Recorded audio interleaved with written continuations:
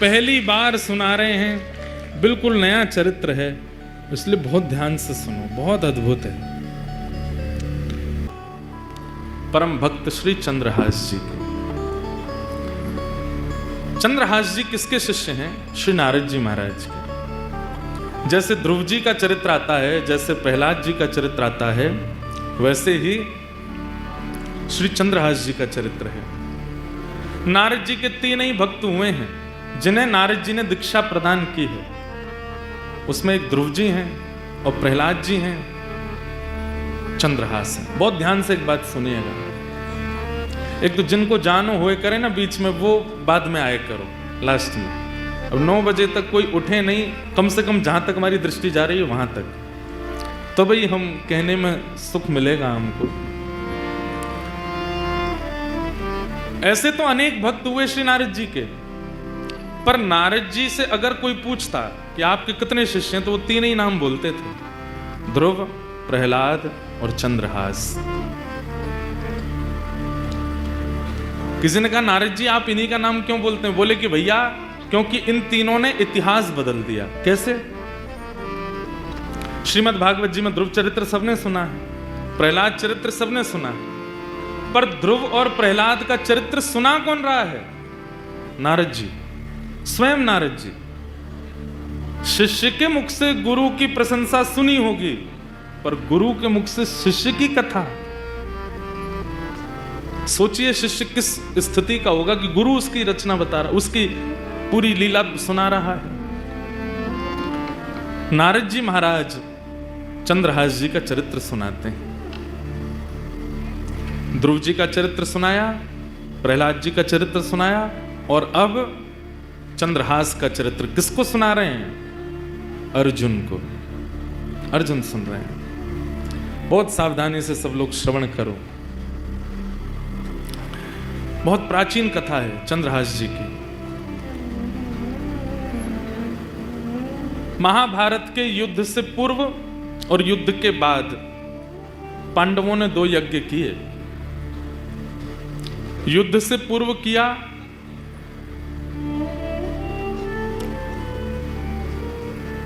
अश्वमेध यज्ञ, युद्ध के बाद किया अश्वमेध यज्ञ, और युद्ध से पूर्व भी एक यज्ञ पांडवों ने किया। अश्वमेध यज्ञ का एक नियम होता है कि यज्ञ करने के पश्चात जो राजा यज्ञ कर रहा है वो अपने घोड़े छोड़ता है। उन घोड़ों को, वो जिस राज्य में घोड़े जाएंगे, अगर वहां के राजा ने उनको बंदी बना लिया तो फिर उस राजा से युद्ध होता है, और अगर उस राजा ने घोड़ों को छोड़ दिया तो वो राजा जिसने घोड़े छोड़े हैं उसके अधीन हो जाता है।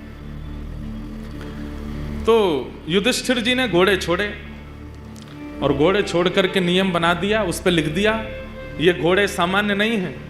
धर्मराज युधिष्ठिर ने महाभारत युद्ध जीतने के बाद अश्वमेध यज्ञ करके इन घोड़ों को छोड़ा है।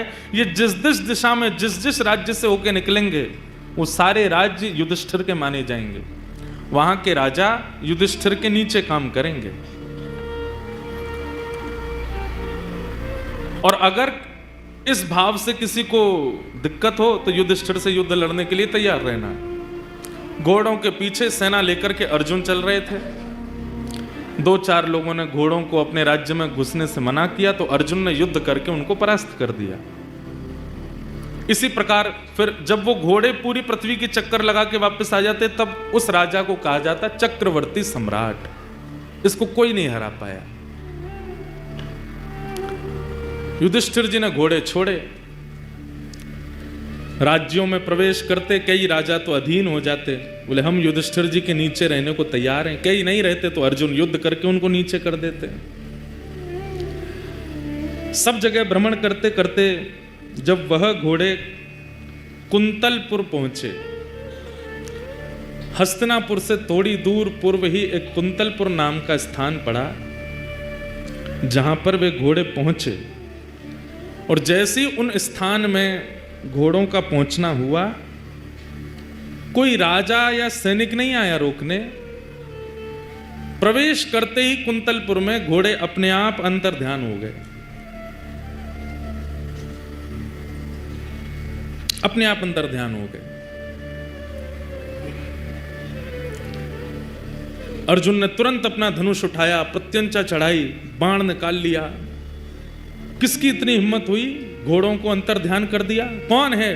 अरे छुप करके क्या घोड़ों को अंतर ध्यान कर, सामने आओ मेरे।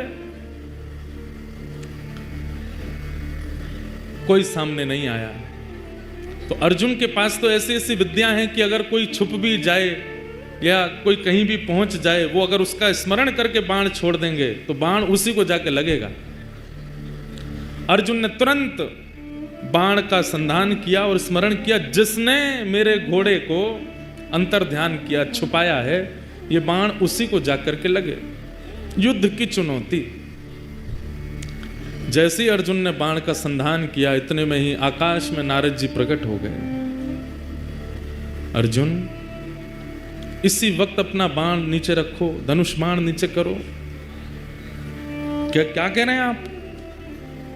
ये तो नियम बना था कि जो भी घोड़ों को पकड़ेगा उससे युद्ध करना पड़ेगा, और कोई छुप करके अगर घोड़ों को अपने वश में कर ले, मैं उसको मारूं ना? ये कैसे हो सकता है?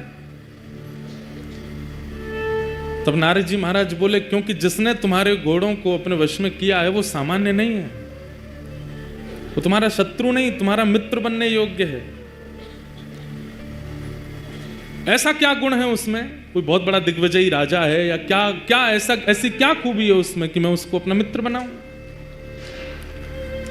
तब नारद जी महाराज ने कहा, जिस प्रकार तुम कृष्ण भक्त हो, ऐसे ही जिसने तुम्हारे घोड़े हरण किए हैं वो भी कृष्ण भक्त है। कुंतलपुर का राजा, उसका नाम है चंद्रहास। इसलिए तुम उस पर बाण चलाने की कोई चेष्टा मत करो। अर्जुन तो तुरंत सुन के, ये बात सुनकर के वो कृष्ण भक्त है, अर्जुन बोले, मैंने पहले तो कभी नाम नहीं सुना चंद्रहास का। बोले, जरूरी थोड़ी है कि सारे भक्त प्रकट ही होते हैं, कई अप्रकट भक्त होते हैं, और अप्रकट भक्त ठाकुर जी को अति प्रिय होते हैं, जो अपनी भक्ति प्रकट ही नहीं करते, पता ही नहीं चलने देते। बगल वाले को नहीं पता, बगल वाले की बात पत्नी को नहीं पता कि ये भक्त हैं। ऐसे भक्तों के चरित्र भी भक्तमाल जी में है। अंतर्निष्ठ राजा, पत्नी को ही नहीं पता कि पति भक्त है। ऐसी भक्ति जो करते हैं ठाकुर जी, उन्हें सामान्य भक्ति करने वाले से 50% ज्यादा प्रेम करते हैं, जो अपनी भक्ति को प्रकट नहीं करते। तो अर्जुन ने जैसे ही सुना कृष्ण भक्त, धनुष बाण तो नीचे रख दिए, युद्ध सब भूल गया। नारद जी के चरणों में प्रणाम करते हुए कहा, भगवान, ये राजा कैसे हैं मुझे ये नहीं सुनना, ये इनका राज्य कितना बड़ा है मुझे ये भी नहीं सुनना, पर ये चंद्रहास कृष्ण भक्त कैसे हैं मुझे इनका चरित्र सुनाओ। और आपको सुनकर के आश्चर्य होगा। नारद जी महाराज बोले, तो फिर अस्त्र शस्त्र दूर रखो, अस्त्र शस्त्र दूर रखे। बोले, पूरी सेना को कहो ये भी अस्त्र शस्त्र दूर रखें, सब लोग बिल्कुल श्रोता बन करके बैठो। कहाँ रणभूमि में रण करने के लिए जा रहे थे, लेकिन जैसे ही कहा कि मुझे चंद्रहास जी का चरित्र सुनाओ, नारद जी ने कहा अस्त्र शस्त्र दूर करो। सब दूर करके जब सब लोग सामने बैठ गए तो नारद जी ने थोड़ी परीक्षा ली। अश्वमेध यज्ञ चल रहा है हस्तिनापुर में, तुमको विलंब नहीं होगा पहुंचने में। अब तुम यहां भक्त चरित्र सुनने के लिए बैठ रहे हो, चंद्रहास जी का चरित्र सुनने के लिए बैठ रहे हो, विलंब हो जाएगा, तुमको अश्व लेकर के वहां पहुंचने हैं, युधिष्ठिर जी का यज्ञ अधूरा रह जाएगा। वर्षों से चल रहा यज्ञ, इतने संत, इतने ऋषि, इतने महात्मा उसमें उपस्थित हो रहे हैं, सब धरा का धरा रह जाएगा, क्योंकि कथा तो एक बार प्रारंभ होगी, कब पूरी हो इसका कोई निधान नहीं है। अर्जुन की ये बात कथा को प्रकट करा देती है। अर्जुन कहते हैं, अगर कोई कृष्ण भक्त का चरित्र सुनने में अगर वर्षों भी लगें तो उस पर सैकड़ों अश्वमेध यज्ञ में वारी वारी करूं, पर एक भक्त का चरित्र तो मुझे सुनना है। एक भक्त के चरित्र पर 100 अश्वमेध यज्ञ वारी जामे, पर आप तो भक्त यश सुनाओ। नारद जी महाराज बोले, तो ठीक है, मैं अब तुम्हें चंद्रहास का सुंदर प्रसंग सुनाता हूं। जैसे ही नारद जी ने कहा मैं प्रसंग सुनाता हूं, इतने में एक दिव्य तेज प्रकट हुआ। और तभी क्या देखते हैं, आहा, वंशी विभूषित करानवनीर दाभाग, पीतांबरादरुण बिंब फलाधरोष्ठात्, पूर्णेन्दु सुंदर मुखारविंद नेत्रा, कृष्णा परम किमपि तत्त्वमहं न जाने। एक तेज प्रकट हुआ। अर्जुन बोले ये तेज कैसा? अर्जुन को लगा शायद चंद्रहास जी आ रहे होंगे, पर जैसे ही तेज विश्राम हुआ, मुरली मनोहर श्याम सुंदर प्रकट हो गए और प्रकट होकर के अर्जुन के बगल में आसन लगाया, वहीं बैठ गए। अर्जुन बोले नाथ ये कैसी लीला आपकी? बोले भागवत की कथा सबको सुनने का अधिकार है, भक्त चरित्र का मुख्य श्रोता तो मैं हूं, सबसे पहले मैं आकर के बैठूंगा, व्यास जी का तिलक करूंगा तभी कथा होएगी। भक्त चरित्र तो मैं सुनता हूं, चंद्रहास का चरित्र यहां पर सुनाया जाएगा या किसी भी भक्त का चरित्र सुनाया जाएगा, मेरे बिना नहीं प्रारंभ हो सकता, तो मुझे आना पड़ेगा। आप सब इतनी संख्या में बैठे हैं, आप सबके बीच में मुंह छुपाए चुपचाप ठाकुर जी बैठे हैं, क्यों? एक भक्त चरित्र प्रारंभ हो रहा है। भक्त का चरित्र तो ठाकुर जी सुनते। ठाकुर जी प्रकट हो गए, अर्जुन के बगल में आकर के बैठ गए। अर्जुन के तो भाव ऐसे प्रकट हो रहे हैं, नाथ कितनी कृपा। नारद जी महाराज भावुक हो गए, भगवान आज्ञा हो तो अब मैं चरित्र सुनाना प्रारंभ करूं। ठाकुर जी बोले निश्चित सुनाओ, अब कोई विघ्न नहीं आएगा, कोई रुकावट नहीं आएगी, तुम तो सुंदर अब चरित्र सुनाओ।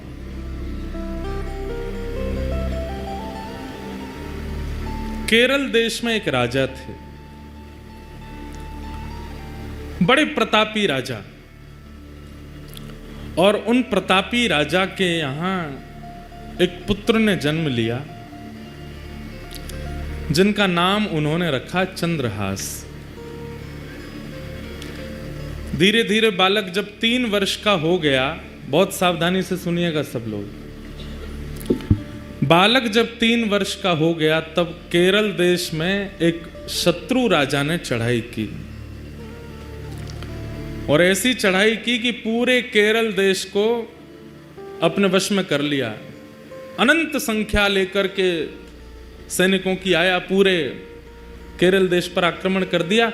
उस आक्रमण में राजा मारे गए, सैनिक मारे गए। अब धीरे धीरे स्थिति की सेना ने भीतर देश में प्रवेश करके वहां की औरतों को, बच्चों को भी मारना प्रारंभ किया। जो क्रूर राजा जिसने आक्रमण किया था उसको पता चला, बोले कि राजा मर गया, रानी मर गई, पूरा परिवार मर गया, एक इनका 3 वर्ष का बालक है वो अंदर भवन में है, उसको मार दो तो आपकी विजय हो गई इस देश पर। जैसे ही उस राजा ने अंदर प्रवेश करना प्रारंभ किया तो एक धाई मां, जो बालकों की आजकल कह दें तो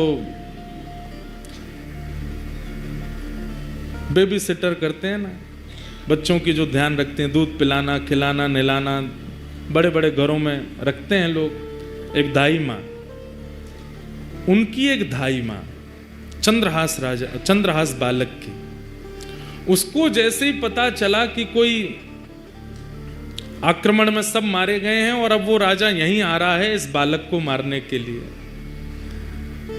तुरंत बालक को उठा करके उसके जितने राजकीय वस्त्र थे सब उतार दिए, सोने चांदी आदि जो भी उसने पहन रखा था सब उतार करके फेंक दिए। मैले कुचैले वस्त्र जो सामान्य लोगों के होते हैं वो बालक को पहना दिए, कालीत उसके मुख पर पोत दी, अजीब सा उसका रूप कर दिया, केश बिखेर दिए, कड़ूले आदि सब उतार करके फेंक दिए और अपने सौल में लपेट करके बालक को लेकर के जा रही हैं। बालक से कह रही हैं, 3 वर्ष के हैं अभी चंद्रहास, कह रही हैं कोई अगर पूछे कि ये कौन है तो तुम धाई माँ मत बोलना है, बोलना ही मेरी माँ है, बेटा आज से मैं ही तेरी माँ हूं। माता पिता दोनों चले गए, पूरा राज्य नष्ट हो गया। धाई माँ ने बालक को अपनी सौल में लपेटा, गोद में लेकर के पीछे के रास्ते से सामान्य लोग जहां से भाग रहे थे वहीं से निकल के जाने लगे। जगह जगह नाकाबंदी पर सबको देखा जा रहा था, अंदर से राजा ने घोषणा कर दी कि राजकुमार को लेकर कोई भाग गया है, ढूंढो उसको, कहां है। बहुत सुंदर चरित्र है बंधुओं, सावधानी से सुनना। बालक को लेकर के दाई मां जैसे ही बाहर आने लगी तो एक सैनिक ने रोका। कौन हो?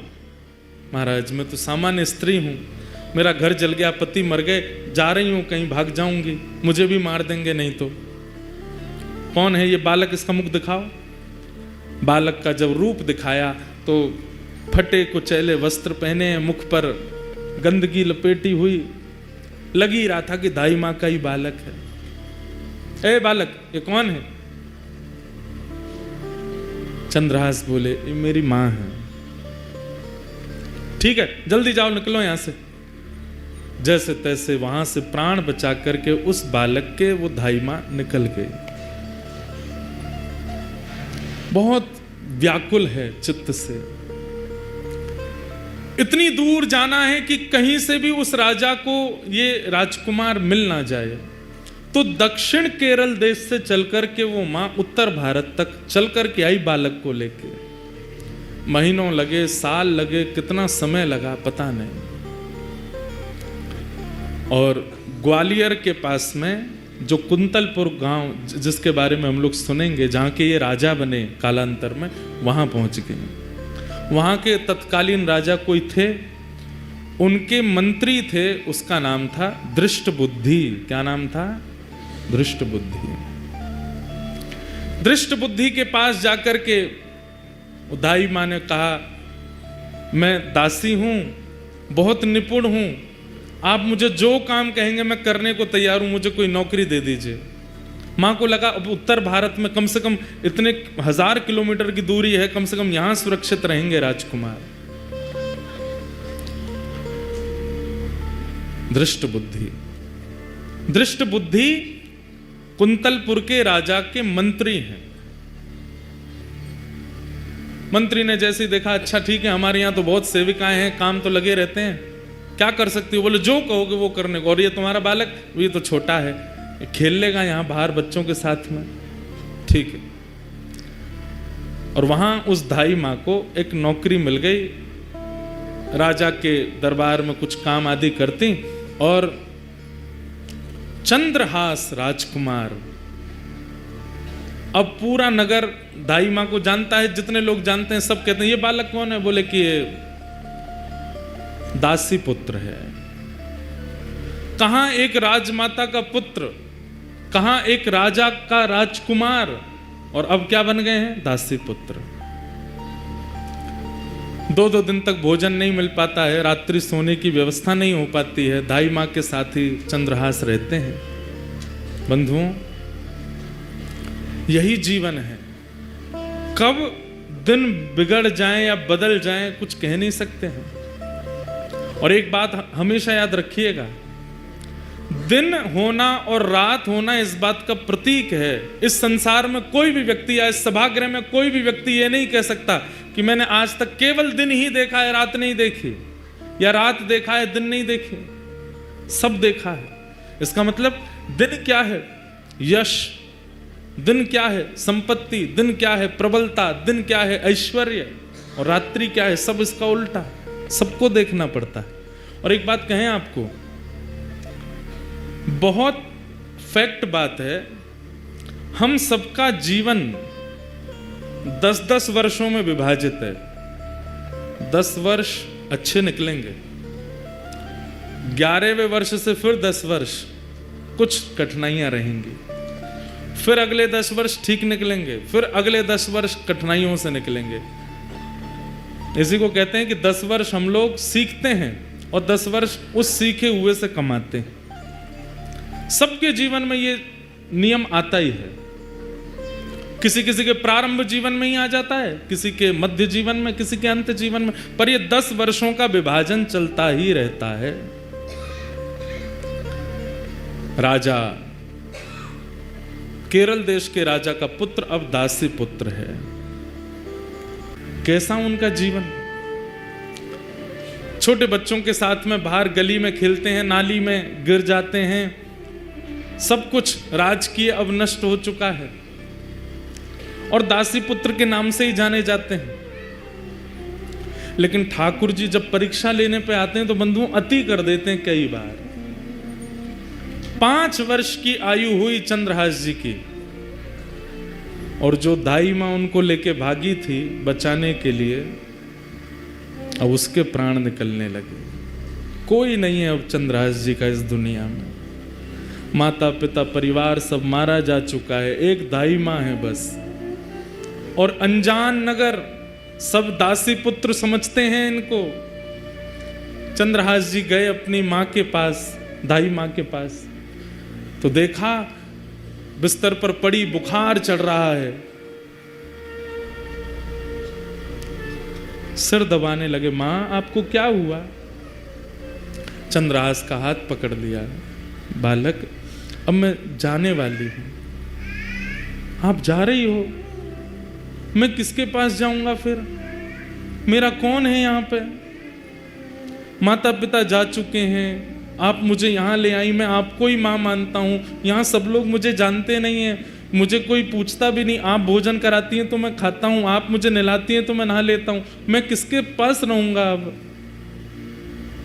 सुनो चंद्रहास, इधर आओ। आज के बाद कोई पूछे तुम्हारे माँ कौन है तो कहना कृष्ण मेरी माँ है। कोई पूछे तुम्हारे पिता कौन है तो कहना कृष्ण मेरे पिता है। कोई पूछे कि तुम्हारा आश्रय कहाँ है तो श्री कृष्ण के चरणार बिंदों को ही अपना आश्रय बताना। कोई पूछे तुम्हारा सर्वस्व कौन है तो कृष्ण ही तुम्हारे सर्वस्व है। बोलो चंद्रहास, तुम्हारी माँ कौन है? चंद्रहास रोते हुए बोलते हैं कृष्ण मेरी माँ है।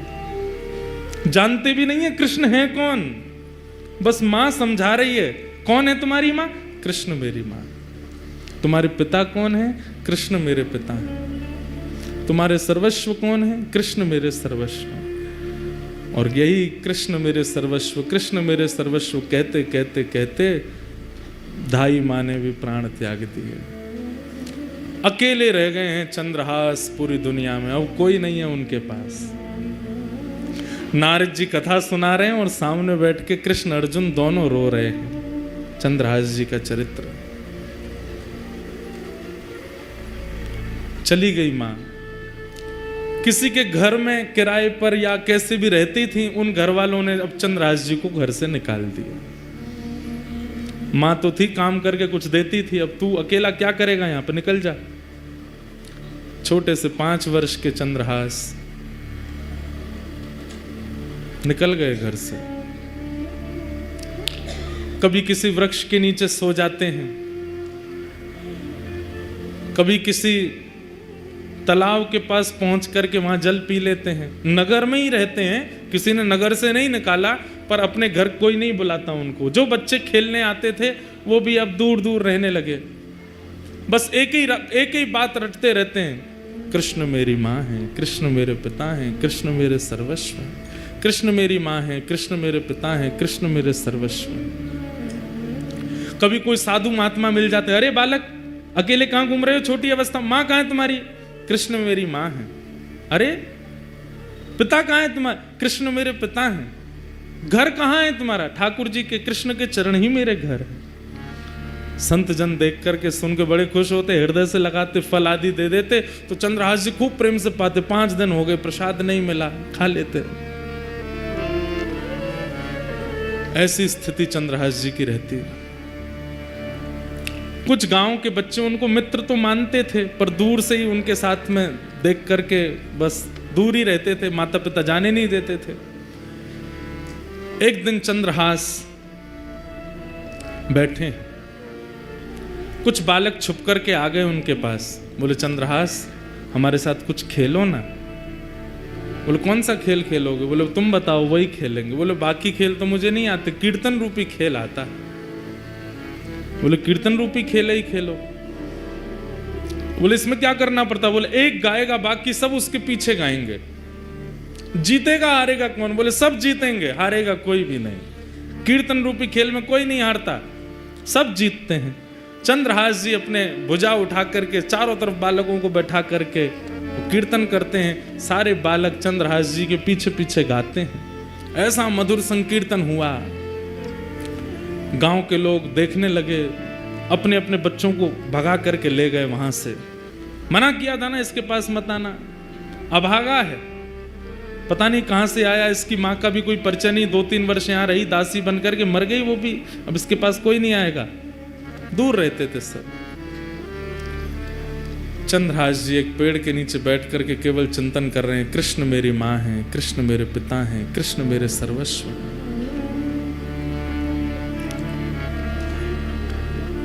कठिन परिस्थिति सबके जीवन में आती है बंधुओं, बस उस परिस्थिति में ठाकुर जी का त्याग मत करो। कौन से भक्त का चरित्र आप सुने हैं जिसके जीवन में कठिन परिस्थिति ना आई हो?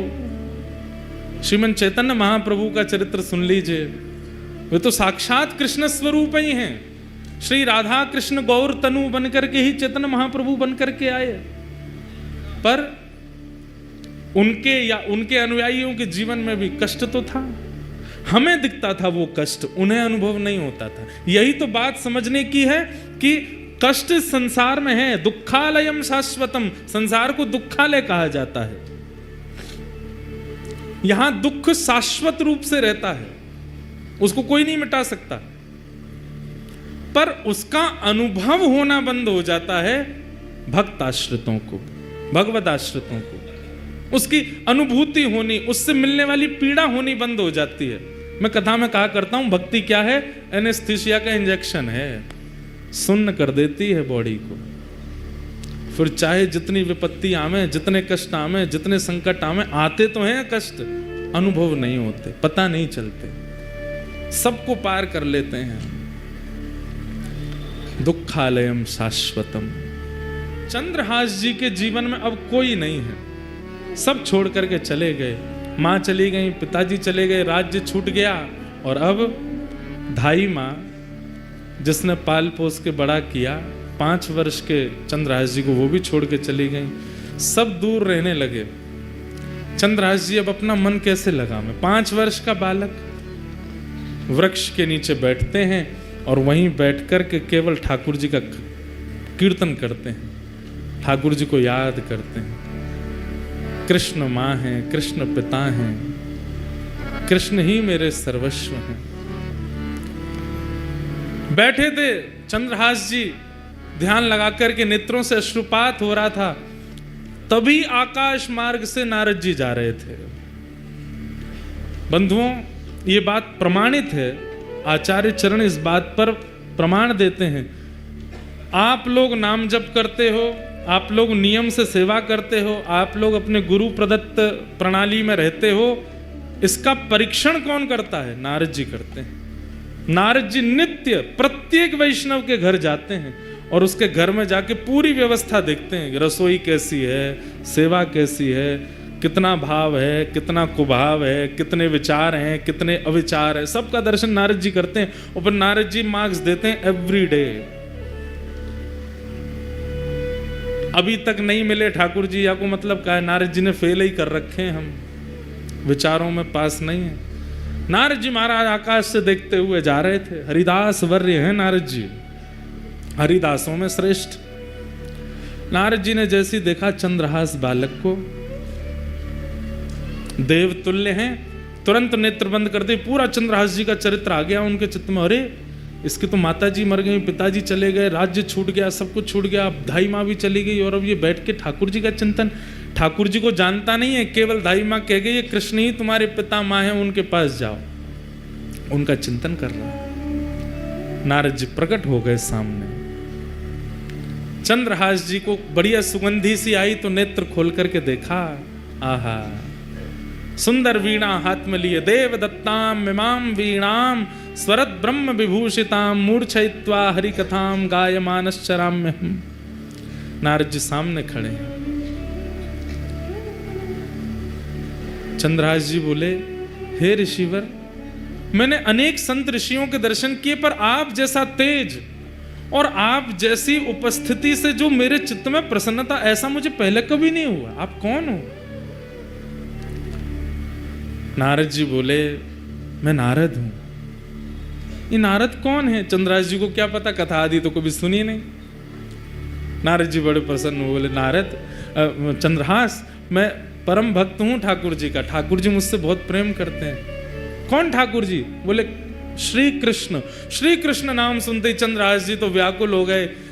मेरी मां कृष्ण, मेरे पिता कृष्ण, मेरे सर्वस्व, और जो धाई मां बोल के गई वही कृष्ण। बोले हाँ, मैं उनको बहुत प्रिय हूं, उन्होंने मुझे भेजा है तुमसे मिलने के लिए।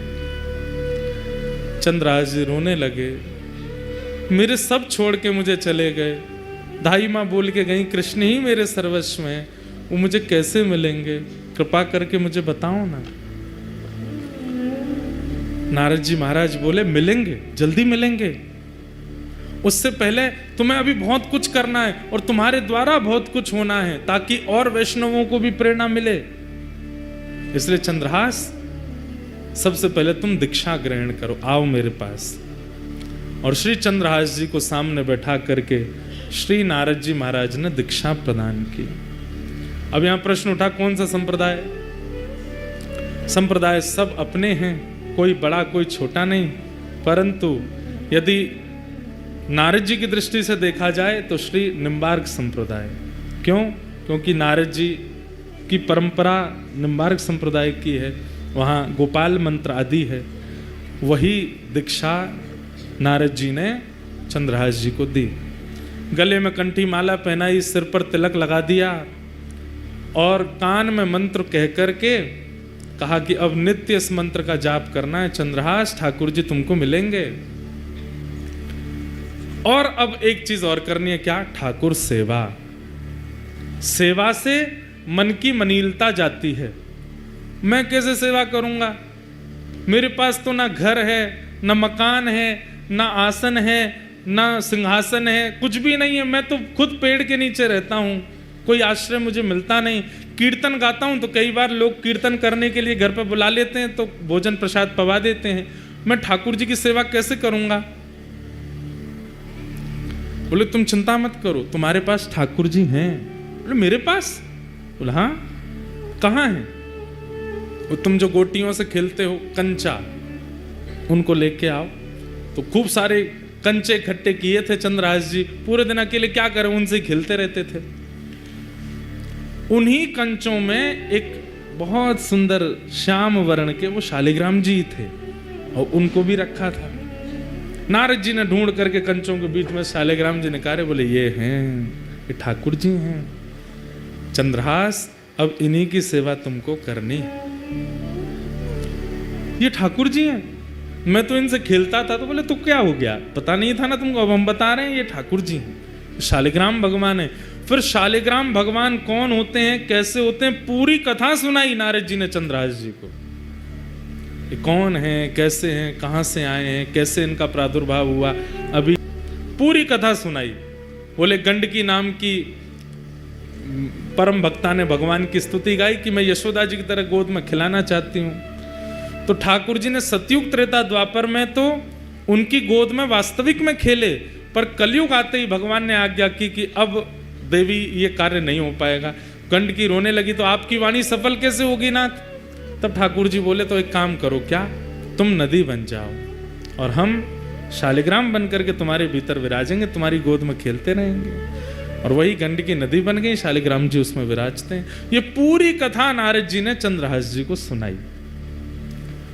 चंद्रहास जी ने शालिग्राम जी की महिमा जान करके बड़े प्रसन्न हो गए और कहा, पर गुरुदेव मैं सेवा करूं कैसे? ना मुझ पर चंदन है, ना रोली है, कुछ भी तो नहीं है, ना इत्र है, ना कोई माला है, क्या कैसे करूंगा? तब नारद जी ने कहा, बोले सबसे सरल सेवा है इनकी। बोले क्या? दिखा के खाओ, धो के पी लो। जो भी खाना है इनको दिखा के खाना है, और जो भी पीना है इनको उसमें धो करके ही पीना। अब उस समय चाय आदि तो कुछ होती नहीं थी, दूध था और पानी था। बोले जब दूध पियो तो इनको धो दो, जो बचे उसको पी लो, जब जल पियो तब भी इनको धो दो, पी लो, और जो भी पाओ इनको दिखा के खाओ। अब सुनिएगा कितने सरल हैं चंद्रहास जी। चंद्रहास जी बोले मुझ पे तो जेब भी नहीं है, मैं इनको कहाँ लिए घूमूं? नारद जी बोले अब तुम देख लो, अब हमने तुमको सेवा बता दी है, तुमको जैसे रुचि लगे। तुम्हारे पास जब गोटी बन के खेल सकते हैं तो जैसे तुम रखोगे वैसे रह भी लेंगे। सोई चंद्रहास जी ने शालिग्राम जी मुंह में धर लिए। बोले गुरुजी ये बढ़िया है। बोले क्या? जो भी खाऊंगा इनको दिख करके ही पेट में जाएगा, जो भी पीऊंगा धुल करके ही पेट में जाएगा। आप लोग ऐसा मत करना, कहीं आप ऐसे करो। जैसे ही मुंह में शालिग्राम जी रखे, नारद जी के नेत्र सजल हो गए। वाह भैया शालिग्राम, इस ब्रह्मांड में दो ही हुए जिन्होंने मुंह में शालिग्राम रखे, या तो गोपाल जी या चंद्रहास। या तो गोपाल जी ने मुंह में ठाकुर जी रखे। आज भी कहते हैं कि वो गोपाल शालिग्राम जी विराजमान है व्रज में। कई लोग बोलते हैं व्रज में विराजमान, कई बार उन पे दो दतुइयां भी गड़ी हुई हैं, ठाकुर जी काट गए उनको, दो दांत भी बने हुए हैं। नारद जी ने हृदय से लगा लिया, वारे चंद्रहास तेरी भक्ति बहुत सुंदर। छोटे से शालिग्राम जी को अपने मुंह में रखते हैं चंद्रहास जी। जो भी खाते हैं उस खाई हुई वस्तु को शालिग्राम जी देख लेते हैं, पा लेते हैं, मुंह में लेके वस्तु कहते हैं, है शालिग्राम देख लो का खा रहा हूं, पा लेते हैं। जब जल पीते हैं तो शालिग्राम जी का स्पर्श होके चला जाता है। ऐसे चंद्रहास भक्त। नारद जी ने उनको पूरी विधि बता दी, भजन कैसे करना है, नियम कैसे करना है, जप कैसे। एक बात बंधुओं याद रखो, गुरु के वचन अटल कर मानो। अगर गुरुदेव की आज्ञा हो गई कि 4 बजे उठना है, तो भले ही आपकी हिम्मत नहीं होती है, उठना शुरू कर दो। 4 बजे उठने मात्र से ठाकुर जी मिल जाएंगे। गुरु जो आज्ञा कर दें, जैसी आज्ञा कर दें, बस उस पर अटल विश्वास कर लीजिए। गुरु के वचन अटल कर मानो, साधु समागम कीजिए, मन रे कृष्ण नाम कह लीजिए।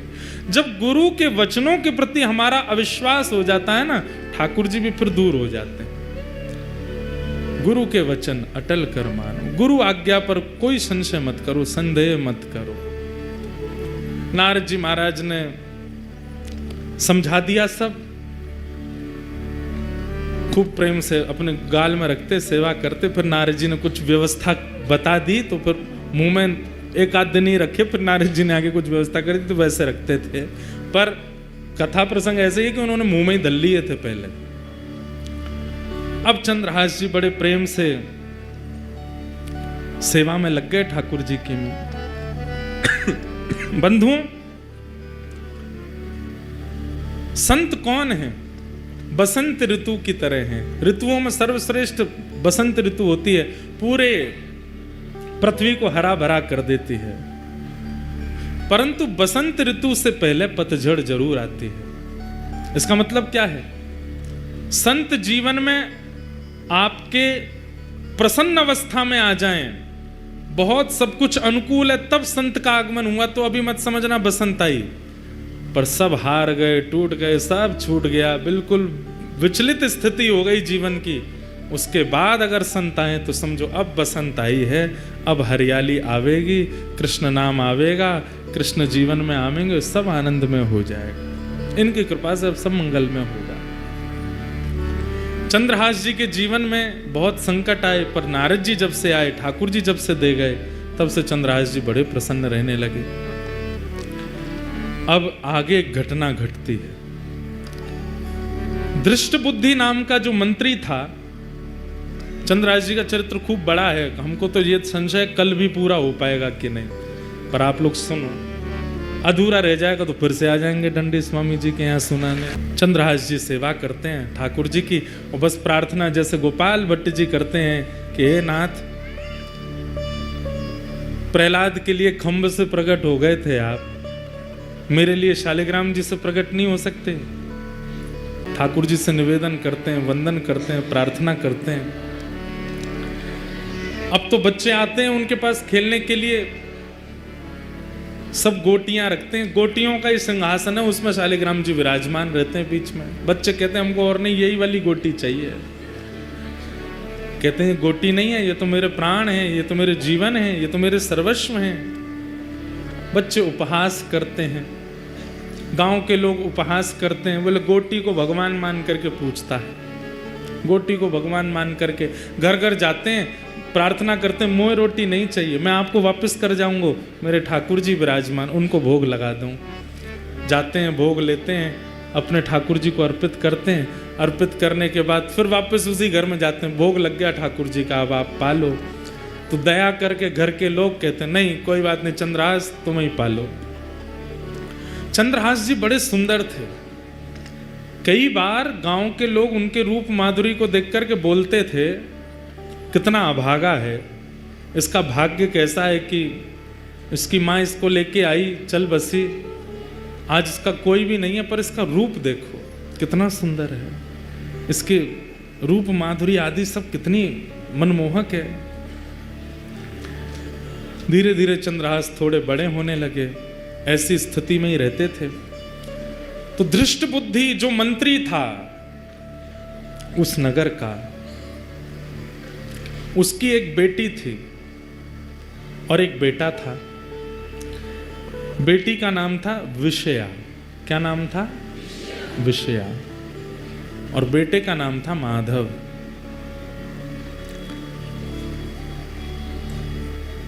एक बार गालव ऋषि, जिनकी वजह से ग्वालियर नाम पड़ा स्थान का, उन गालव ऋषि का आगमन उस नगर में हुआ, कुंतलपुर में।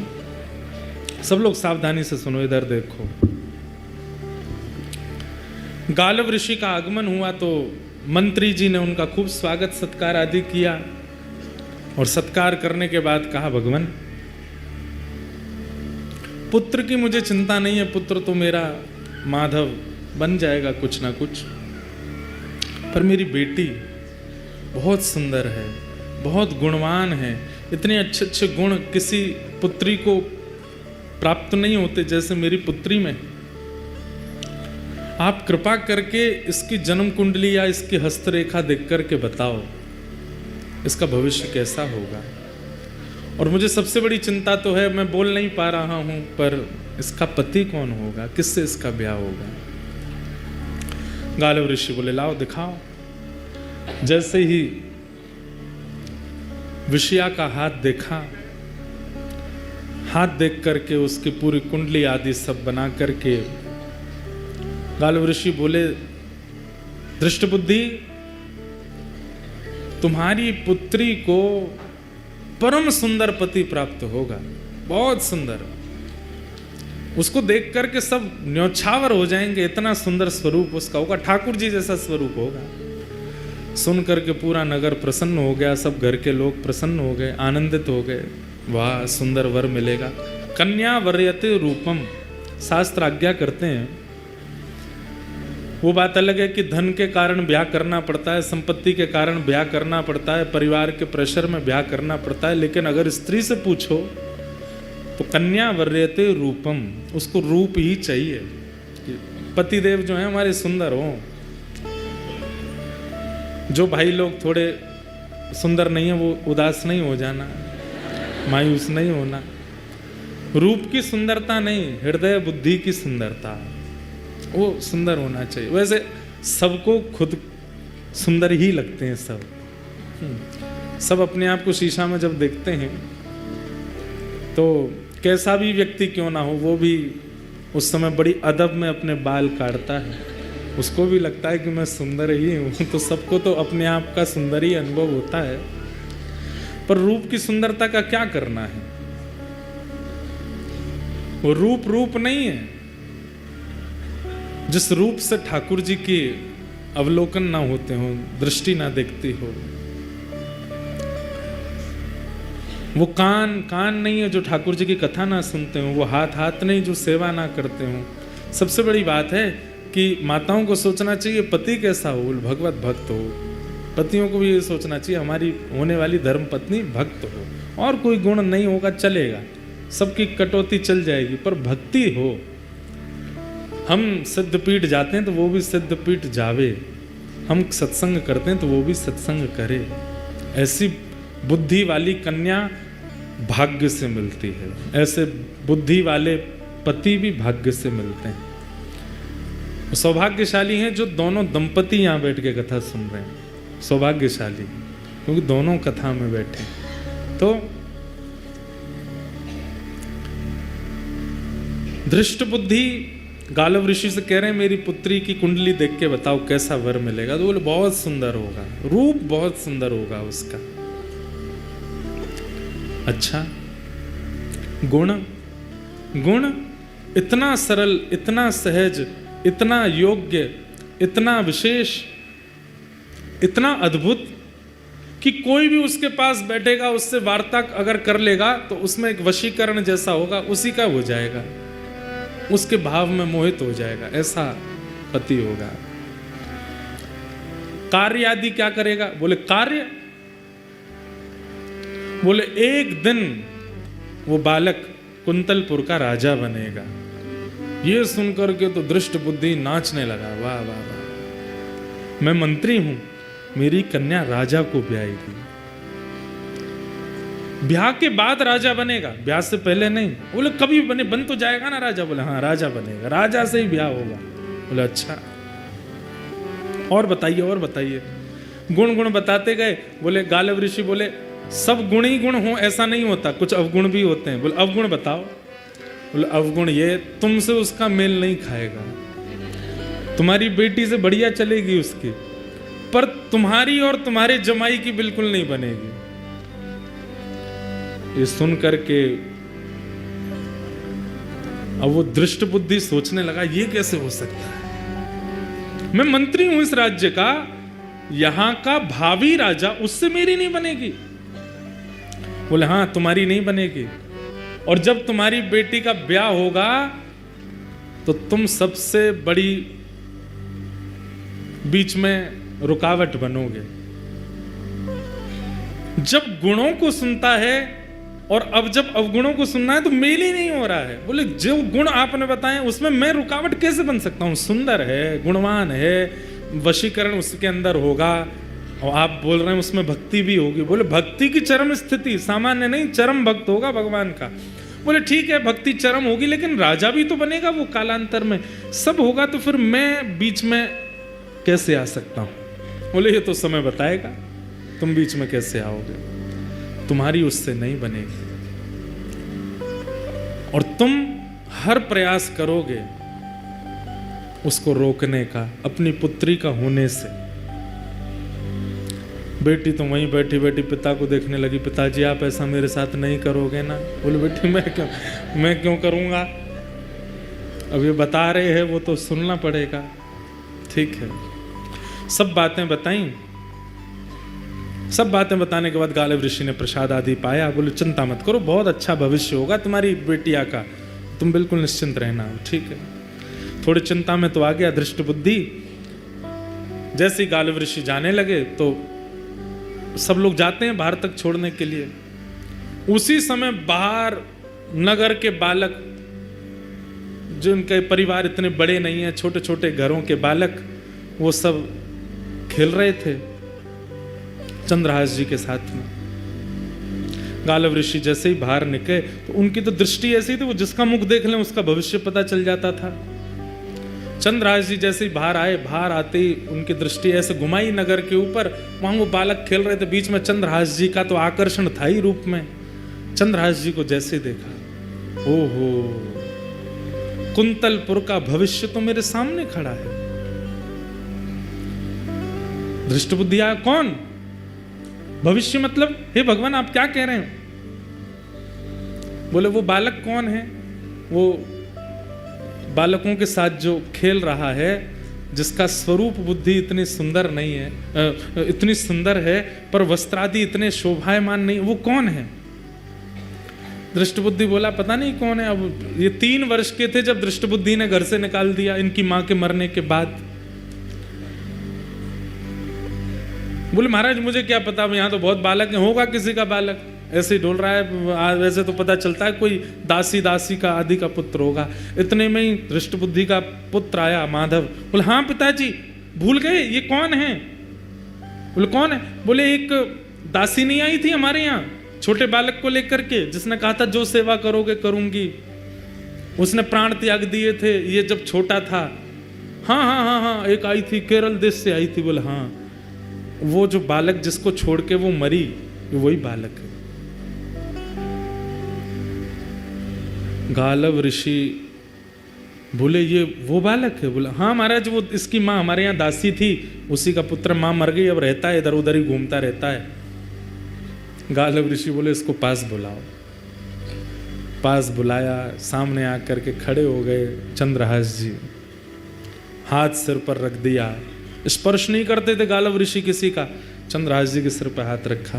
बोले कुंतलपुर का भावी राजा है, इस नगर का राजा होगा। सुन करके धृष्ट बुद्धि बोला आप क्या बोल रहे हैं? इसकी माँ का पता नहीं, पिता इसके हैं नहीं, परिवार कोई है नहीं, ये राजा कैसे बन सकता है? राजवंश का राजकुमार राजा बनेगा? बोले मैंने जो बोल दिया वो होगा। और सुनो, देख लेना प्राण नहीं निकल जाए ये बात सुन के तुम्हारे। बोले क्या? तुम्हारी बेटी का भी इसी से ब्याह होगा, तुम्हारी बेटी विषया का इसी से ब्याह होगा, यही तुम्हारा जमाई बनेगा। सुन करके दृष्ट बुद्धि मूर्छित हो गया। गालव ऋषि की बात दृष्ट बुद्धि के दिमाग में नहीं बैठी। उठ करके खड़ा हो गया दृष्ट बुद्धि। और अब स्थिति हो गई, अभी अभी बता के गए हैं कि तुम विपरीत हो जाओगे, तुम सबसे बड़े अनर्थ का कारण बनोगे, तुम हर प्रकार से रोक टोक करोगे, आदि आदि सब बता के गए हैं। और ये भी बता गए कि यही तुम्हारे जमाई हैं आने वाले। अब उठ करके खड़ा हुआ, जैसे ही देखा चंद्रहास को, फटे से कपड़े पहन रखे थे, धूल मिट्टी लगी पड़ी है, सोने का ठिकाना नहीं, बाल कब से धोए नहीं, जटा बन गए हैं। और अपनी पुत्री को देखे विषया को, ये नहीं हो सकता, असंभव है, ये मैं होने नहीं दूंगा। भीतर चलो, बच्चों को भीतर ले गए, किवाड़ बंद कर दी। गालव ऋषि अपना कहका करके सब चले गए वहां से। अंदर आते ही विपरीत प्रवचन करने लगा। बोले ऋषि जनों की कोई बुद्धि तो होती नहीं है, सठिया गए हैं, ऐसे कुछ भी बोलते हैं और ऐसा कोई भाव नहीं है। और बेटिया तू चिंता मत करना, एक श्रेष्ठ राजकुल का बालक आएगा, उससे तेरा ब्याह करूंगा मैं। विषया बोली पिताजी, महाराज जी बोल के गए थे कि आप होने नहीं दोगे ब्याह, आप वही कर रहे हो। अरे उससे ब्याह कराऊंगा मैं तेरा, देखे उसके वस्त्र देखे, उसके कुल का कोई पता नहीं, आदि आदि सब बोलने लगे। बोले संतों की बात ज्यादा नहीं सुनते, और ये सब आपने ही सिखाया था पिताजी, घर में ऋषि आम है तो उनके चरण धोना, उनको प्रणाम करना, माला पहनाना, सब करना। आज से सब बंद, कोई संत नहीं आएंगे, कोई ऋषि नहीं आएंगे, किसी की बात माननी नहीं, किसी को हाथ नहीं दिखाना, किसी को कुंडली नहीं दिखानी, और इसका तो मैं देखता हूं क्या करना है। और उसी समय से दृष्ट बुद्धि लग गए किसके पीछे? चंद्रहास जी के पीछे। सज्जनता और दुर्जनता की भिड़ंत हुई।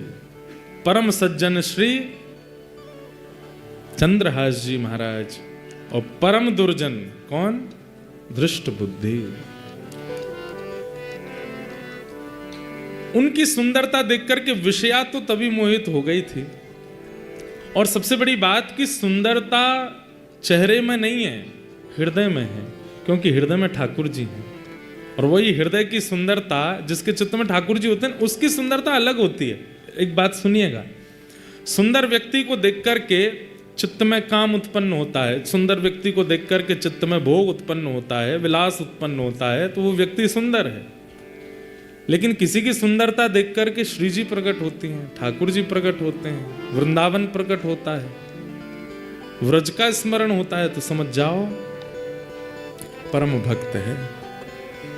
चंद्रहास जी के रूप को देख करके विषया के चित्त में पता नहीं कैसी प्रीति ठाकुर जी के प्रति जागृत होने लगी। और ठाकुर जी के प्रति प्रकट होने वाली उस, जय हो भैया, कौन को फोन बज रहा हो इतनी जोर से, ऐसी प्रसन्नता,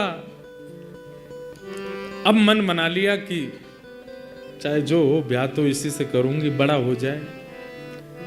लेकिन दृष्ट बुद्धि ने मन बना लिया कि इसको नष्ट करना है। सैनिकों को बुलाया, बोले एक काम करना है तुम्हें मेरा। बोले क्या? वो वृक्षों के नीचे एक बालक घूमता रहता है। बोले हाँ, उसको पकड़ करके ले जाना है और दूर वन में ले जा करके, इतना दूर ले जाना कि खबर भी ना पड़े, दूर वन में ले जाके उसका वध कर दो। और प्रमाण देने के लिए मुझे उसका कोई एक अंग अपने साथ लेकर के आना, जिससे ये प्रमाणित हो जाए कि तुमने उसे मार दिया। सैनिकों ने पूछा, महाराज जी उस बालक का अपराध क्या है? बोले, अच्छा खबरदार, तुम्हारी हिम्मत क्यों होती है पूछने की? मैं मंत्री हूं, मुझे पता है उसका अपराध क्या है। तुम्हारा ये काम नहीं है कि तुम ये पूछो मुझसे कि उसका अपराध क्या है। उसका जो भी अपराध है मुझे पता है। तुम केवल जितना मैं कहता हूं उतना करो। उस बालक को लेकर के जाओ, कोई देखने ना पाए। बदकों ने कहा, महाराज जी हम कहीं गए, हमारे रूप आदि को देख के हमने उसको उठाया, वो चिल्लाया, गांव के लोग आ गए तो बोले रूप बदल के जाओ। बोले क्या रूप बना के जाएं? बोले गले में माला पहन जाओ, धोती पहन जाओ, ऊपर स्वाफा बांध लो, गले में एक झोला टांग लो, संतों का वेश बना लो और सीताराम सीताराम चिल्लाते हुए जाना। सुना है उसको सत्संग कीर्तन बहुत प्रिय है और संतों के पास वो सहज खुद ही चला जाता है। संत बन के जाओगे तो आ जाएगा। सैनिकों ने संतों का रूप धारण कर लिया और संत रूप धारण करके वो सब सैनिक जन गए चंद्रहास जी के पास। चंद्रहास जी बैठ करके भगवत स्मरण कर रहे थे। प्राण श्री कृष्ण, जीवन श्री कृष्ण, मां श्री कृष्ण, पिता श्री कृष्ण, जीवन उद्धारक श्री कृष्ण, सर्वस्व श्री कृष्ण। जैसे ही वे रूप बदल करके चंद्रहास जी के पास पहुंचे, चंद्रहास जी को देखते ही पता नहीं कैसी एक परम शांति सी का अनुभव उनको चित्त में होने लगा। परम शांति का अनुभव देख करके मानो ऐसा मन होने लगा हम और देख लें, इसके पास बैठ लें, इसके रूप को निहारते रहें, इसकी आंखें, इसके नाक, इसका मुख, इसके कान, पता नहीं परी अच्छी सी शांति सी प्रकट कर रहे हैं। पर सारे सैनिक एक दूसरे के प्रति सोच रहे हैं कि कहीं ऐसा नहीं मुझ में लोभ आ रहा हो, ये सब लोग मेरी स्थिति को देख के कुछ और सोचें। पर वास्तव में सबके चित्त में एक साथ लोभ आ रहा था उसको देखने का। एक सैनिक दूसरे से बोला, सुनो मैं तो इस पर मोहित हो रहा हूं, इसको मारने में मैं तुम्हारा साथ नहीं दूंगा, मैं यहीं रुक जाऊंगा, तुम इसको आगे ले जाना। तो दूसरा बोला, मेरी भी यही हालत हो रही है। तीसरे को बोलते हैं ये ले जाएगा। तीसरे को बोले सुनो तुमसे पहले तो मैं ही लट्टू हुआ जा रहा हूं इस पर। कहने का अभिप्राय जिसके चित्त में ठाकुर जी होते हैं ना, उसको देख करके दुर्जन के भी चित्त में कहीं ना कहीं सहज सरलता आती। ये सब प्रमाण है बंधुओं हमारे भजन का। हमारे अंदर अगर भजन है, ठाकुर जी हैं, तो हमारी उपस्थिति अगर 4 लोगों के चित्त को परिवर्तित नहीं कर रही है तो इसका मतलब है कि भजन नहीं है, आडंबर है। एक को भी अगर परिवर्तित करती है, एक के चित्त में भी कुछ परिवर्तन लाती है, आपका रूप, आपका स्वरूप, आपकी बोली, समझो ठाकुर जी स्तब्ध हो गए। अच्छा एक बात और, हमने हमारे नाना जी से एक बात पूछी। मैंने कहा नाना जी एक बात बताओ। हमारे पूज्य नाना जी पंडित श्री कृष्णलाल शास्त्री जी बड़े अच्छे भागवत के विद्वान और ब्रज साहित्य के विद्वान। उनसे हमने एक बार पूछा, मैंने कि नाना जी जैसे प्रहलाद जी की भक्ति देख करके सारे सैनिक भक्ति करने लगे, भजन करने लगे, हिरण्यकश्यप ने देखा उसके अंदर क्यों कुछ नहीं हुआ? सबके चित्त में हो रहा था तो हिरण्यकश्यप में वही प्रश्न यहां भी उठता है। जब सबके चित्त में चंद्रहास जी को देख करके प्रेम, प्रसन्नता, भक्ति उत्पन्न हो रही है तो फिर दृष्ट बुद्धि के चित्त में क्यों नहीं? हमारे नाना जी एक सहज सरल सा उत्तर देते थे, लाला अगर बटन ऑन करोगे तो एक बटन से कई बार वो दीपावली पे लंबी लंबी लाइट्स जलती हैं ना, सारी लाइटें जल जाती हैं, पर वही जलती हैं जिनमें जो फ्यूज नहीं होती, जिनमें करंट पहुंचता है। लेकिन उन्हीं लाइटों में कई बल्ब ऐसे होते हैं वो फ्यूज होते हैं, करंट आने के बाद भी वो नहीं जलते, इसका मतलब वो फ्यूज हैं। कहने का अभिप्राय ऐसे ऐसे रसिक संत, ऐसे ऐसे महापुरुष लुधियाना आते हैं, दंडी स्वामी जी महाराज की सिद्ध पीठ में बैठते हैं, इतने लोग, ये सब जल गए, जितने भी लोग यहाँ खड़े हैं सबके अंदर जो है करंट जैसी गया, सब प्रज्वलित हो गए। पर इतने के बाद भी जो प्रज्वलित नहीं हुआ, समझो फ्यूज है, भीतर से खराब है, इतने के बाद भी प्रज्वलित नहीं हुआ। तो हमारे नाना जी कहते हिरण्यकश्यपु फ्यूज है। तो और वही बात यहाँ आज याद आई कि यहाँ पे दृष्ट बुद्धि भी फ्यूज है। अच्छा, आदमी फ्यूज कब होता है? आदमी फ्यूज कब होता है? वैष्णव अपराध से। अगर वो किसी वैष्णव के प्रति दूषित बुद्धि रखता है, जैसे कोई रसिक संत हैं, उनके आप प्रणाम करते हो, दर्शन करते हो, उनको वंदन करते हो, उनकी कथा सुनते हो, पर कभी आपके मन में आ गया यार ये उतने ऊंचे हैं नहीं जितना हम सोचते हैं, ये तो ऐसे ही हैं, ये भी हमारी तरह लोभी हैं, ये भी हमारी तरह कामी हैं, ये भी हमारी तरह ही हैं, ये भाव आते ही आपके द्वारा वैष्णव अपराध हुआ, वो फ्यूज हो जाता है। फिर चाहे कितना करंट देते रहो, प्रज्वलित नहीं होगे। उसी के बाद फिर भक्ति सूक्ष्म होनी प्रारंभ हो जाती है, उसी के बाद भाव खत्म होने शुरू हो जाते हैं, नेत्रों के आंसू सूख जाते हैं, फिर कुछ नहीं होता, फ्यूज हो जाते हैं। तो दृष्ट बुद्धि फ्यूज है। लेकिन ये सारे जो सैनिक हैं देख करके चंद्रहास जी को देखते रह गए।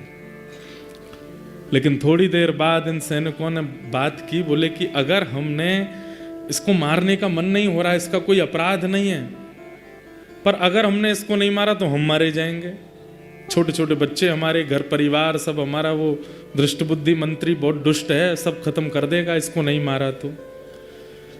और ऐसा भी नहीं कि हम जाके कह देंगे मार दिया, वो तो प्रमाण मांगेगा, प्रमाण दिखाओ, उसका कोई अंग दिखाओ, क्या काट के लाए हो। सावधानी से सुनना। दृष्ट बुद्धि की आज्ञा की ज्यादा प्रेशर था इनके ऊपर, सैनिकों के ऊपर। तो सैनिकों ने जैसे ही आंख खुली चंद्रहास जी की, देखा ओहो संत जन बैठे हैं, संतों के वेश में थे, तुरंत चरणों में प्रणाम किया। अब तो महाराज वो और बिक गए, बोले कितना प्यारा है, एक तो रूप इतना सुंदर, स्वभाव कितना अच्छा है इसका, चरणों में प्रणाम कर रहा है। तुरंत जल लेकर के आए नदी का, तो अब चरण धोने लगे, बोले मुझे चरणामृत चाहिए। मेरे गुरुदेव जो मुझे नियम बता के गए, नारद जी महाराज ने चंद्रहास जी को यहाँ पर अद्भुत ज्ञान प्रदान किया, उसका विषय तो मैंने छेड़ा ही नहीं है। उसमें नारद पांचरात्र संपूर्ण सिखा करके गए हैं, जो भगवान ने नारद जी को बताया कि एक वैष्णव का नियम कैसा होना चाहिए, एक वैष्णव की रहनी कैसी होनी चाहिए, एक वैष्णव का स्वभाव कैसा होना चाहिए, वो सब भगवान ने नारद जी को सिखाया। नारद जी ने आज चंद्रहास जी को सिखाया है, और वही नारद जी ने प्रहलाद जी को सिखाया, वो ध्रुव जी को सिखाया। तो उसमें एक नियम है, संत दिखते ही परिचय अपरिचय बाद की बात, दिख रहा है स्वरूप से संत हैं, सबसे पहले प्रणाम करो, और हो सके तो चरणामृत ले लो। चंद्रहास जी दौड़ करके गए, जल लेके आए, चरणामृत लेने लगे। अब वो सब सैनिकों के मन में आवे, कैसे मारेंगे इसको। बोले भैया इसकी और देखो ही मत, आंखों पे हाथ धर लो, अपने बच्चों का विचार करो, अपनी जान प्यारी है तो इसको मारना पड़ेगा। ए बालक चंद्रहास, तुम बहुत अच्छा कीर्तन करते हो, कृपा है ठाकुर जी, हमारे आश्रम पर करोगे? आपका आश्रम कहाँ है? दूर है, यहां से जंगल पार करके जाना पड़ता है, चलोगे? चल दूंगा नाथ, संतों की आज्ञा तो नकारनी नहीं है, गुरुदेव की ऐसी आज्ञा है, आप कह दे मैं चल दूंगा, चलो। और श्री आगे आगे चारों वो सैनिक चल रहे हैं संत वेश में, और पीछे उनके चरणों को देखते हुए, नियम देखिए, दृष्टि उठा के बात नहीं करनी, महापुरुष से चरण देखते रहिए, केवल उसके चरण देखते हुए उनके चरण चिन्हों को बीच बीच में अपने माथे से लगा लेते हैं। ठाकुर जी रीझते जा रहे हैं चंद्रहास पर। ले गए घनघोर जंगल में, कोसों दूर उस नगर से। अचानक से वे चारों रुके, और जैसे ही पलटे, अपना भेष हटाया, सैनिकों के भेष में आ गए, अपने खड़क तलवार आदि लेकर के हाथ में खड़े हो गए। पर वो सैनिकों जैसे लगे ही नहीं रहे, क्यों? आंखों में दया है, हाथ कांप रहे हैं। चंद्रहास बोले आप सब लोग, ये महात्मा जी आपका रूप कैसे बदल गया? हे संत चरण, आपने अपने कपड़े उतार के क्यों फेंक दिए? माला जी क्यों उतार दी? और ये खड़क आदि क्यों ले लिए? चंद्रहास हमसे ज्यादा बात मत कर, नहीं तो हम तेरे पे मोहित होते चले जाएंगे। तुझे मारने के लिए आए हैं हम, और तुझे मारेंगे। चंद्रहास बालक बोला, पर क्यों? मेरा अपराध क्या? मैंने क्या गलती की? मैंने राजकोष का कुछ चुरा लिया? मैंने किसी के साथ कुछ अपराध किया? मेरे द्वारा किसी को कुछ बुरा लगा? मैंने क्या गलत किया? आप मुझे क्यों मारना चाहते हैं? और मुझे जीने की कोई बहुत इच्छा नहीं, पर अभी तो मेरा जीवन प्रारंभ हुआ। माता पिता बचपन में चले गए, धाई माँ भी छोड़ के चली गई, नगर बदल गए, सब कुछ मैं आपको कहाँ तक बताऊं। जैसे तैसे गुरु कृपा से मुझे गुरुदेव मिले, अब उस नियम पथ पे चल रहा हूं, ताकि एक दिन श्याम सुंदर मुझको मिलेंगे, मेरे कृष्ण मुझको मिलेंगे, उनसे पहले आप मेरा वध कर दोगे। कम से कम ये बता दीजिए मेरा अपराध क्या। बताने की अनुमति नहीं है, बस तुमको मारना है। और हमसे ज्यादा बात मत करो, तुम जल्दी आओ, सिर अपना नीचे करो, मुख मत दिखाओ, हमें काटने दो तुम्हारा सर।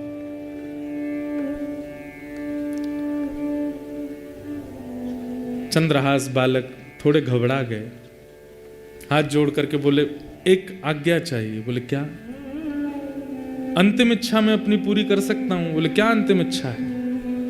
बोले आज सुबह से ठाकुर जी की सेवा नहीं करी, अपने ठाकुर सेवा कर लूं, ठाकुर जी का भोग लगा दूं, चरणामृत पी लूं, उसके बाद ले चलना, मार देना। मैं कहाँ गली चौबारों में रहने वाला, मैं किससे जाके कहूं कि मुझे बचाओ? कोई है भी तो नहीं मेरा। अब मेरे पास कोई रास्ता नहीं, मरना तो मुझे है ही है, पर मैं अपना नियम तो कर लूं। ठाकुर सेवा? अब तू वापस जाएगा ठाकुर जी लेने? नहीं, ठाकुर जी मेरे कोई सिंहासन मंदिर में थोड़ी है। तो कहाँ है ठाकुर जी? तुरंत मुंह से ठाकुर जी निकाले, गाल में रखते थे चंद्रहास। देख करके सैनिकों के नेत्र सजल हो गए, हम कैसे मारे इसको? कितना भावुक है, कितना भक्त, मुख में ठाकुर जी लेके घूमता है। मेरे पास कुर्ता भी नहीं है, मेरे पास जेब भी नहीं है, मेरे पास सिंहासन नहीं, इसलिए मुंह में रख के घूमता हूं। गुरुदेव ने आज्ञा दे दी, इसलिए, अपने मन से नहीं। तुरंत गए पास के जल में जाकर के शालिग्राम भगवान को स्नान कराया, एक पत्र का आसन बना के उस पर बिठा दिया, पुष्प तोड़ के लाए, उनका वंदन करने लगे। एक मट्टी में ही थोड़ा जल मिला के चंदन रज जैसा बना करके ठाकुर जी का तिलक स्वरूप लगाया, ठाकुर जी की प्रसादी तिलक स्वरूप अपने लगाई, फल तोड़ करके लाए, ठाकुर जी को अमनिया करके पवा दिया। सैनिक जन देख रहे हैं और बस एक दूसरे का हाथ पकड़ के कह रहे हैं, भैया मुझसे ये अपराध नहीं होगा, मैं अपने घर वालों के लिए मरने को तैयार हूं, इसको नहीं मारूंगा। अरे थोड़ा धैर्य रख, मारना है, थोड़ा और साहस कर, मारेंगे हम इसको। अंत में ठाकुर जी के चरणों में प्रणाम करते हुए गाने लगे, और गाते गाते ठाकुर जी से बोले, हे नाथ, मैं अपने प्राण त्याग रहा हूं आज आपके चरणों में, बस अपनी एक अंतिम प्रार्थना आपसे करना चाहता हूं। एहो विधि नाथों पे अचरा पसार मांगू, जन्म जन्म दीजो याहि ब्रज बसे, अहीर की जात समीप नंद घर, एहो विधि नाथों पे अचरा पसार मांगू, जन्म जन्म दीजो याहि ब्रज बसे। चंद्रहास जी अपनी झोली फैला करके ठाकुर जी से बोले, हे नाथ, पता नहीं इस जन्म पे तो मेरे से क्या ही अपराध हुआ कि बचपन से सब ऐसा हुआ कि मुझे समझ नहीं आता कि मैंने क्या अपराध किया। सब बिगड़ता गया, लेकिन मुझे वो बिगड़ा हुआ नहीं लगा। अच्छा, मुझे गुरुदेव नारद मिले, मुझे आप मिले, आपकी सेवा मिली, बस नाथ है कि प्रार्थना, अगले जन्म में भी आप मिल जाना, उसके अगले जन्म में भी मिल जाना, उसके अगले जन्म में, और जब जब मैं जन्म लूं आप मुझे मिलते रहना, बस मेरी यही अंतिम प्रार्थना है नाथ। और ये प्रार्थना करके ठाकुर जी के आगे सर झुकाते हुए चंद्रहास बोले, सैनिकों, हे वधिकों, अब आप मेरा सर काट सकते हैं, तुरंत काट दीजिए। मैं देखूंगा नहीं, मैं ठाकुर जी के चरणों में सर झुका के बैठा हूं, आप मेरा सर काट दीजिए। सैनिकों ने तुरंत अपने खड़ग उठाए, हाथ पांव ऐसे कांप रहे हैं उनके।